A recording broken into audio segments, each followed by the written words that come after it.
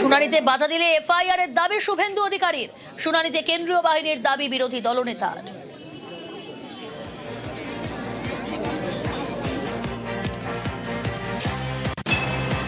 তৃণমূল বিধায়ক অসিত মজুমদার বলছেন শুনানিতে বিএলএ 2 দের থাকতে দিতে হবে।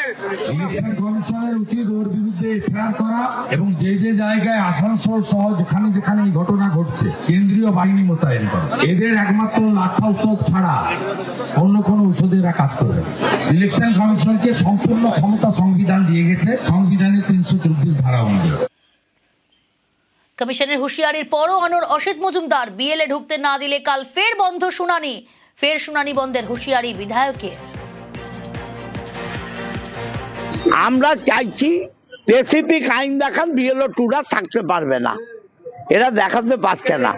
যে বৃদ্ধ মানুষগুলোকে অন্যায়ভাবে নোটিশ করা হয়েছে তাদের কথা ভেবে কিছু সময়ের জন্য আমরা ছেড়েছি এবং বিএলও 2রা না ঢুকলে কালকে থেকে আবার বন্ধ।